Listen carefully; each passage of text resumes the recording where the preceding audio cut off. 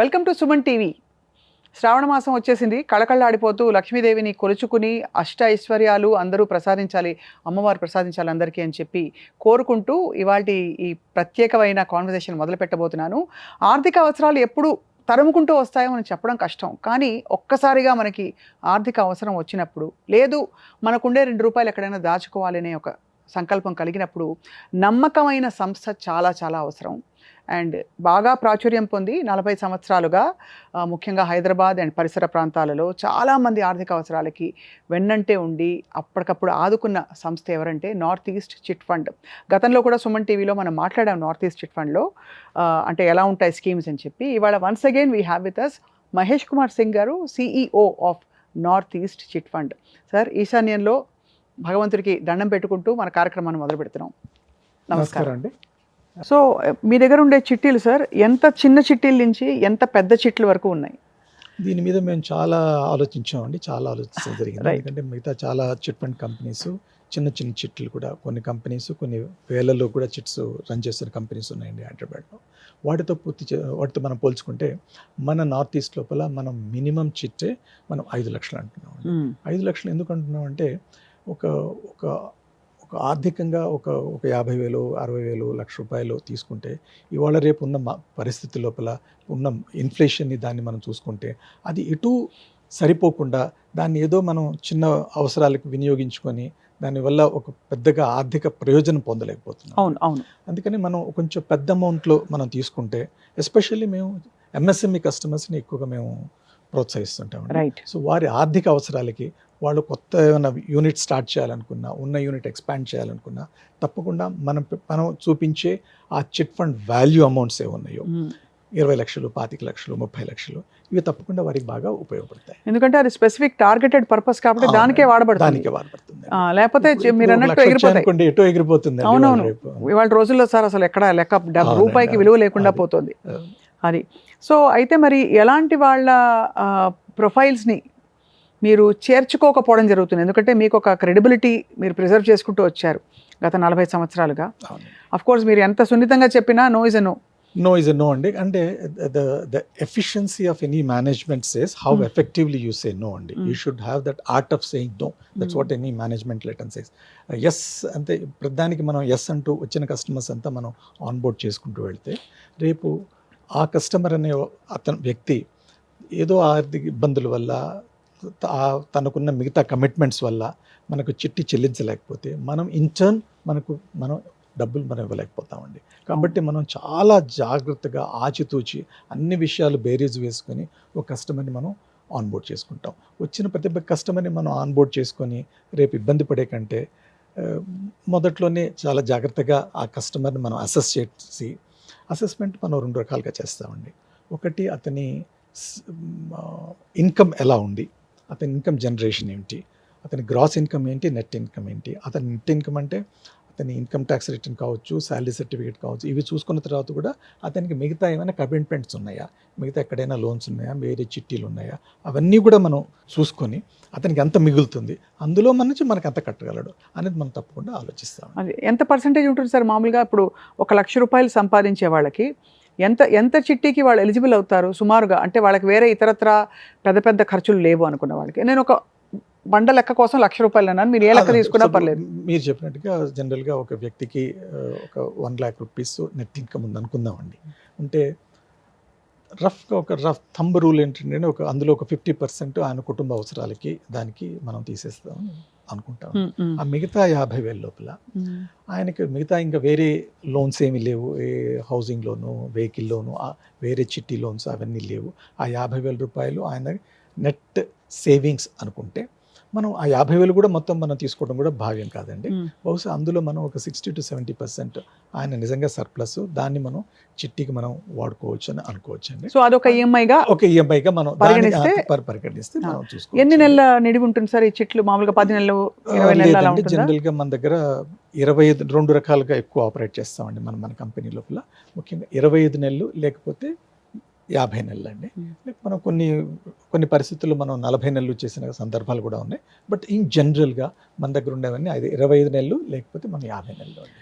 మీరు ఇందాక చెప్పారు ఎంఎస్ఎంఈలో మనం ఇన్వెస్ట్ చేయడం అంటే అదొక సంస్థలో పెట్టుబడి పెట్టినట్టే ఇంచుమించు. అవును. అంటే వాళ్ళు దాంతో పాటు ఎదుగుతారు, సంస్థకి ఎర్నింగ్ పొటెన్షియల్ పెరుగుతుంది. వేరేజ్ నేను ఒక కారు కొనడానికి చిట్టి పాడానంటే కారు అది మొత్తం అంతా దానిలోకి పెట్రోల్ తాగినట్టు తాగేస్తుంది ఆ డబ్బు. అవునండి. మీరేమన్నా డిస్కరేజ్ చేస్తారా, దాన్ని ఏమన్నా డిఫరెన్షియేట్ చేస్తారా ఈ అవసరాలని?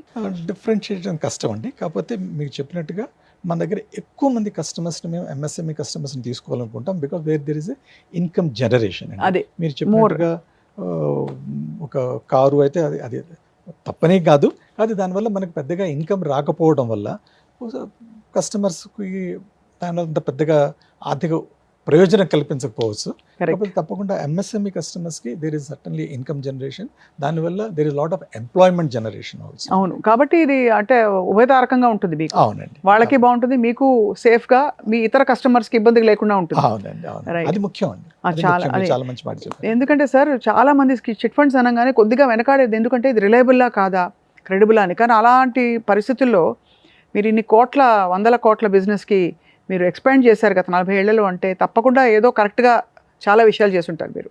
అవునండి, అవునండి. సో అయితే మరి ఎవరైనా ఇప్పుడు ఈ ప్రతిపాదనని ఎక్స్ప్లోర్ చేయాలంటే తక్షణం వాళ్ళు ఏం ఆలోచించుకోవాలంటారు? ముందటి కేవలం మాకు ఒక కాల్ చేయండి, మిగతా విషయాలన్నీ మీ వాళ్ళు చూసుకుంటారు, వస్తు చూసుకుంటారు. Right sir. అండ్ మీకు ఎప్పుడైనా పోటీ అయిన సంస్థలు ఎవరైనా వచ్చారా? సార్ తప్పకుండా అండి. తెలంగాణ లోపల అంటే వాల్యూమ్ ఆఫ్ బిజినెస్ అవుతుందా లేక కస్టమర్ ప్రొఫైల్స్ అవుతాయా, మీకు ఏది పోటీ అవుతుంది మామూలుగా? రెండు అండి, మీరు చెప్పినట్టుగా రెండు. తెలంగాణ లోపల చిట్ ఫండ్ అనేది చాలా చాలా వెరీ బిగ్ బిజినెస్ అండి, వెరీ బిగ్ బిజినెస్. చాలా ప్రముఖమైన సంస్థలు చాలా మన తెలంగాణలో పనిచేస్తున్నాయండి. చాలా పెద్ద సంస్థలు చాలా సంవత్సరాల నుంచి కూడా పనిచేస్తున్నాయి. అవి తప్పకుండా వారు మనకి తప్పకుండా పోటీ అండి. వారి పోటీని తట్టుకుంటూ మనం ముందుకు వెళ్ళాలి.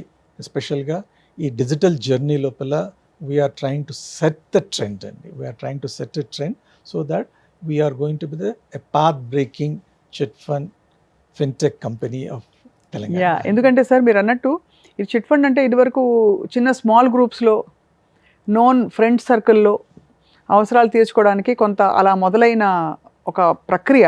అవునండి. ఐ థింక్ కాలక్రమంలో మీలాంటి companies, north East Chit fund company లాంటి కంపెనీస్ వల్ల మొత్తం డిజిటైజ్ అవ్వడం, అన్నీ అప్లోడ్ అయిపోయే డాక్యుమెంట్స్ ఇంటి పట్టిన ఉండి అయిపోవడం అనేది పెద్ద విషయం. అది మీకు కూడా కస్టమర్ల మీద నమ్మకం కలగాలి కదా సార్, వాళ్ళకి మీ మీద మాత్రమే కాదు. దానికంటే అది చెప్పాను కదండి, డ్యూ డిలిజెన్స్ అని. కస్టమర్ వారు మన దగ్గరికి రావడం కంటే మనం వాళ్ళ ఇంటికి వెళ్ళి వాళ్ళ దగ్గర కూర్చొని వారితో మాట్లాడుతూ వాళ్ళ ఆర్థిక పరిస్థితులు మనం అసెస్మెంట్ చేయడం వల్ల మనకు కస్టమర్ మీద మనకు కూడా ఒక రకమైన కాన్ఫిడెన్స్ వస్తుంది.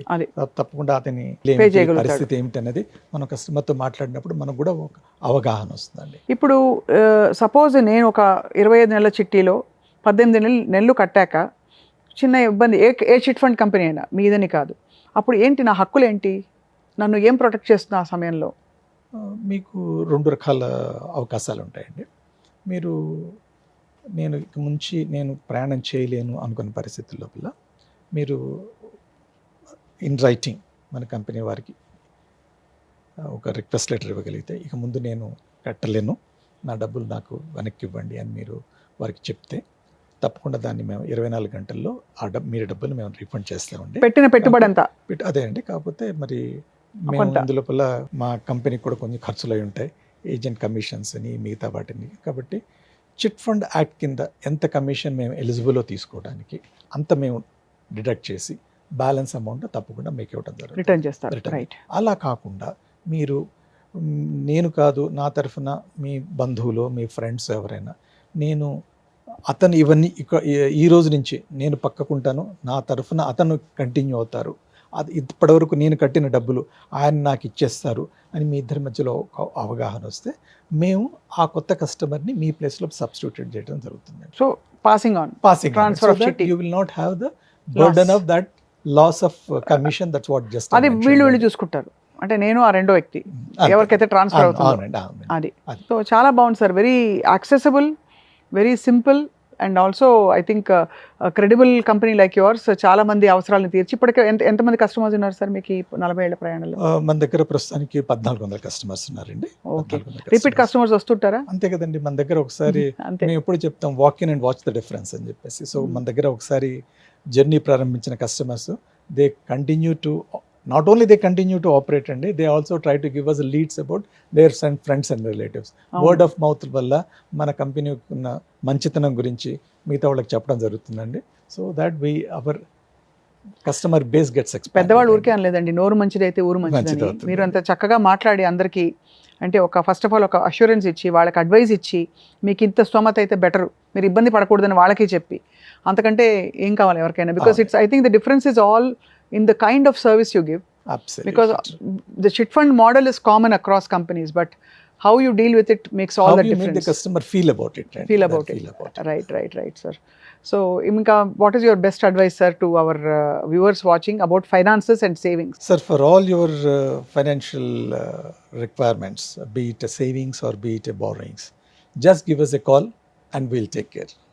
Thank you so much, Mahesh Thank you Kumar so Singh. much, sir. Namaskaram.